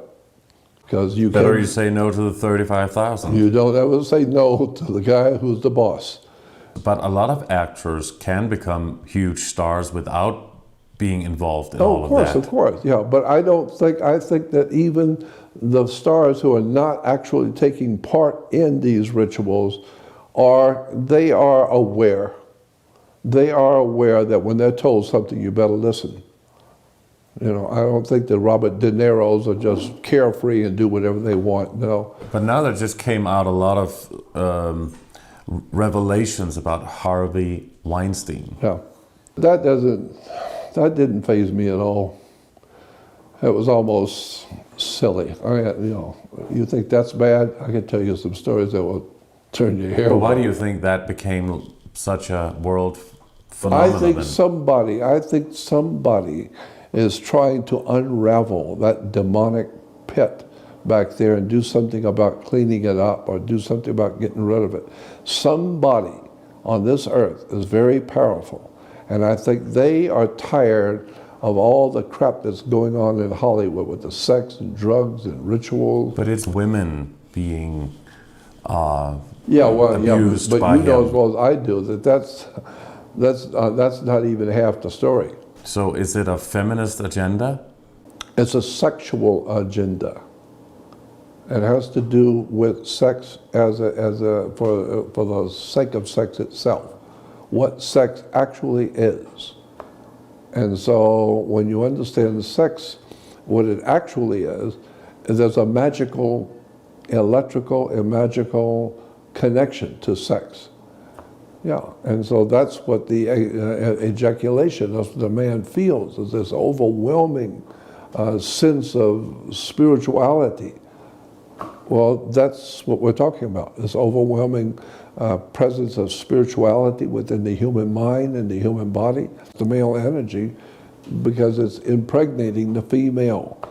And so therefore in any marriage or any sexual act, it's the man And so the male is manufacturing, and the woman is receiving from the man what he's manufacturing, and she is in labor, producing the product. So are she's they in trying labor. to separate the sexes in a mind control kind of way? Yeah, yeah. Why? Because of Well, depopulation plan, or Well, because it can be used to wipe out your memory of who you are, and wipe out your memory of who you are, what you've done. There's all kinds of reasons that I can give you for mind control, and you know as well as I do that there's all kinds of reasons for it. I mean, there's organizations like the mafia would like to have mind control over people that they rob and rape and plunder. Governments would like to have mind control so they don't have to deal with all the goofballs out in the street throwing rocks, and that they can control the masses with narcotics, with dope, with a movie, sex, drugs, alcohol, whatever. Give them whatever they want and get them out of here. You know, to pacify them, pacify them. Yeah. to not think in a spiritual way. Right. But what we have known for many, many years, I knew this back in the 50s, that sex is a tool that can be used, that Wilhelm Reich talked about the sexual energy and how it can be used to control humans. It can be used to control women and men, but it's a very ancient, arcane science. But if you understand what sex is, it can be used in motion pictures, in music, in colors, and sound, and to control people's thinking. So I'm just saying, I'm not an expert on this subject, but I know enough about it to know. That's why the porn industry is so successful. That's exactly right. Because the guys that run this planet know that sex is a seller. You know, that's why everything you buy in America has got sex connected to it. Yeah. What happens to us when we die? Yeah, that's a good question. No doubt about it. And I have to honestly say that I don't know. But I'm tending to think that there is something to reincarnation, because all the major religions of the world teach a reincarnation. And it makes sense to me if you are a spirit and living in a human body, a physical body. So the question I asked a long time ago, what are we? Are we a human body that's the home of a spirit living in it? Or were we a spirit to begin with who came into this world and took on a human body? So what are you really? Are you a spirit or are you a physical body? And so now I know. I mean, logic alone tells me that you're a physical body. But I've heard lectures by scientists and doctors who explain what does the brain do? The brain is not what you think it is. If you put a table with 50 brains taken from 50 different people and you just put the brains on the table, you're not going to be able to tell anybody from anybody because all the brains look the same. You don't even know the difference between male and female. They all look the same. So it's all in the soul. It's all in the spirit. That's right. Personality. That's right. Personality is in the spirit world. And the scientist I heard explaining this was a lady scientist, and it was very interesting. She said the question was, what does the brain actually do? And she said, we now know that the brain does only one thing only. It creates and allows for movement. It controls the movement of the brain, the movement of the hands, all of your body functions, where you go, what you're doing. The brain is controlling that. But she said, but where does your creativity, your spiritual self, where does that come from? Your imagination and dreams at night, where does that come from? And she said, we know positively it does not come from the brain. It does not. The brain is physical for the physical body. But you and your spiritual self and who you are and what you think is funny and what you think is evil and what you see and what you believe, that's not in your brain. So if you take the human bodies, male bodies, but cut the heads off and you got 50 male bodies there, you'll never know who that body belonged to. And if you take those 50 heads and take the brain out, you'll never know who those brains belong to. But they all had different personalities. Of course, but they all had different personalities. Why? Because they don't have nothing to do with the body or the brain. They had a personality, which is the word person. And therefore your persona, and when you came into your body, when you were born, you have a persona, and therefore we call it a person. And so you are who you are, but we don't know where you get your ideas. So let's, of course, assume that we have a soul. I totally believe that, yes. Yes. So people who've had near-death experiences and who's had out-of-body experiences, and even through... I've had them. Yeah. Right, and even who's been in deep meditation and other things. Yeah, but especially people who've been dead. They've been through this tunnel of light with colors. They went to this white light dimension, which a lot of religions refer to as heaven. Yep. They saw people that had gone before them, family members, and they saw a Jesus figure if they were Christian, or Muhammad, or whatever is the faith that they believe in. They see something called the life review. They see everything that they did in their lives. Yep. And then they are asked if they want to correct something or go back in another body with a wiped memory. Yeah. So that's reincarnation. The phenomena that we call reincarnation is true. There's no doubt about that. But it's very tricky, because we know that there have been many, many hundreds of cases where people, kids, young children, would tell you that they were here 1,000 years ago, and that they saw this king do this, and they saw this, they saw that, and they tell you exactly where things were and all of that. Memory. And then, from a memory. And then you find out later on they were right. They went and dug it up and found what they said those kids said was there. And so that obviously they were there. No, that's not obvious that they were there. It may be a soul memory, but it doesn't mean that they were there at all. There may be spirit entities, we call angels, jinns, whatever you want to call these other world entities. And maybe these spirits, what we call angels, maybe they were there 500 years ago, and they saw everything going on. And so today we could take a tape recorder or a digital camera and videotape somebody's voice and hear everything they're saying, and forever. You've got them, and when they die, 20 years later, you can still show, and it looks like them talking.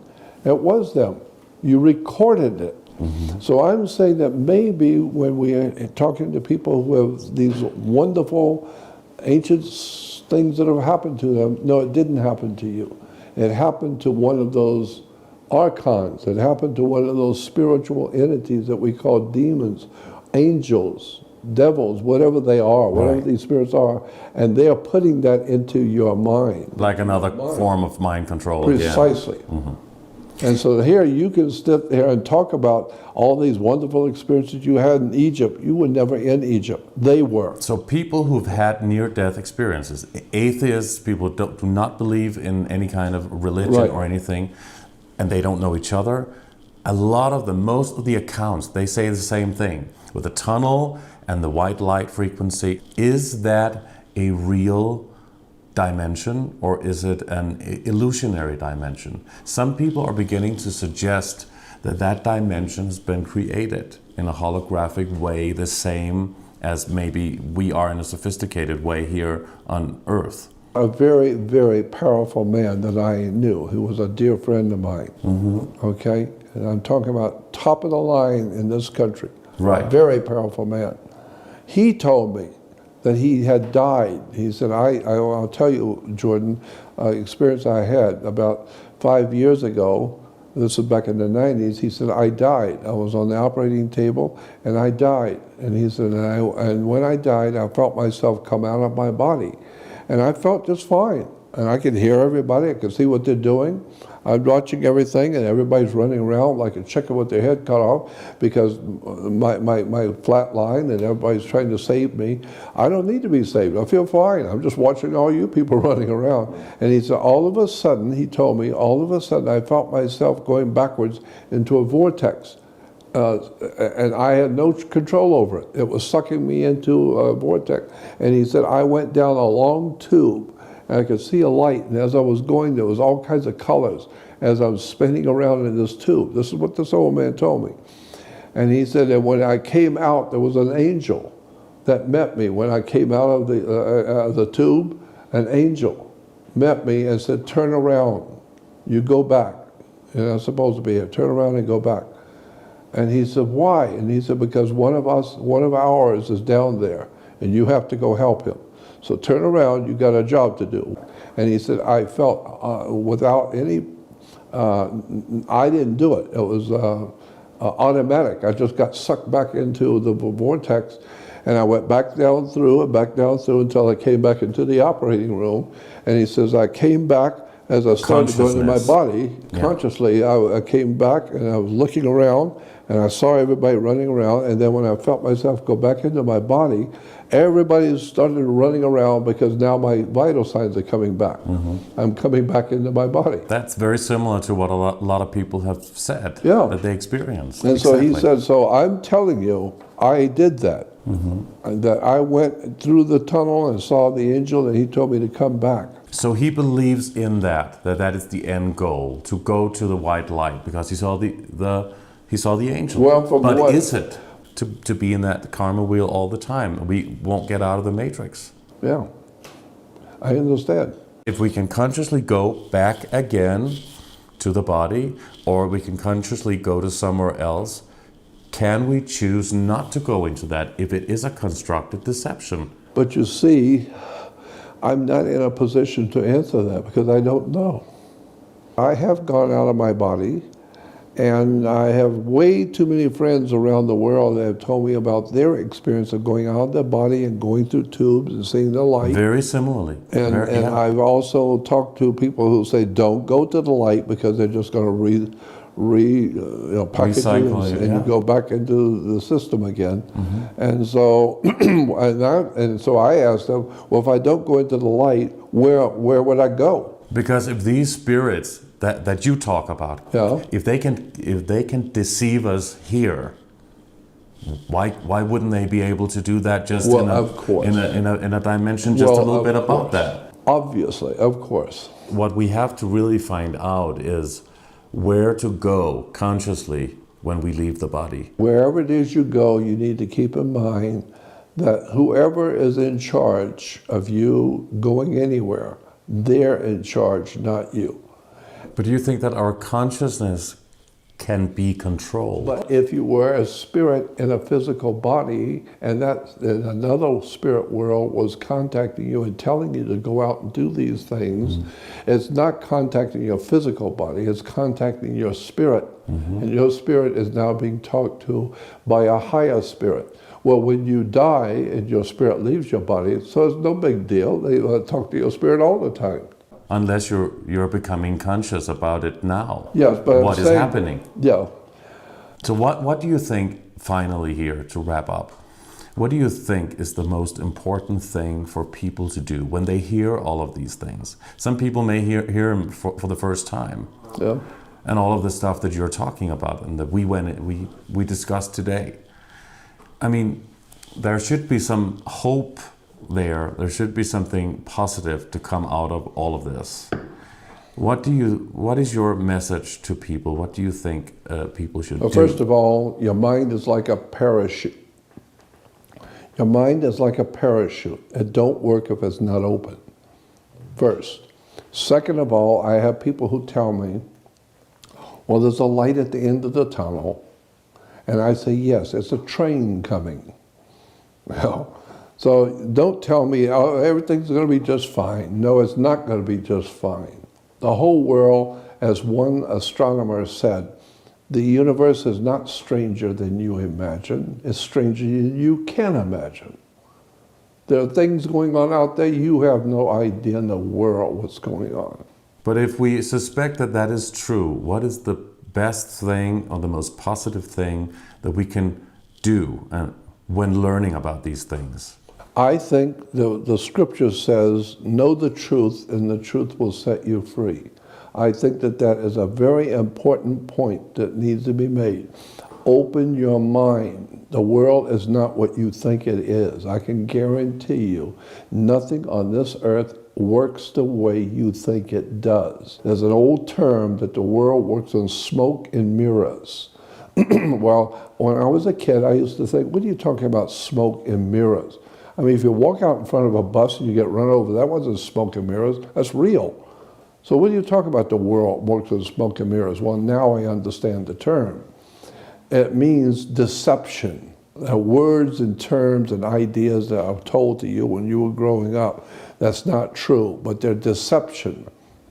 And so the world you come up into and grow into is filled with smoke and mirrors, symbolically meaning when you look at something, no, you're looking at yourself as a mirror. And then you look over here to an attorney or an expert to tell you this, and he's telling you something else, a bunch of smoke. What is the best thing we can do? Even when we say the truth will set us free, well, which is right. Yeah. But how can we go on from there? The first thing is first. You need to, for the first time in your life, understand completely what humility means. Because if you're arrogant and you know everything there is to know about everything and you don't need to hear all this other nonsensical stuff, talk audibly to the Great Spirit. I do believe in God. I do believe there is a spirit in the universe. Which is good? Yes, which is good. It's not good, it is just what it is. God says, through the prophet Isaiah, I create good, I create evil. I create life, I create death. I create wars and violence, I create peace. I create it all. I'm God and I can do whatever I want to. So is there any hope for the human race and for our spirits? I tend to think that the history of the human race has taught us that there's not any hope for the whole human race. But for those who want more, more will be added. Those who want to know will begin to learn things they're supposed to know. Certain people will learn what they want to know. It will be given to them. As I have what is called faith. But faith is not what Christians think it is. Whatever's supposed to happen, it will. Whatever you're supposed to learn, you will. If you're not supposed to, you won't.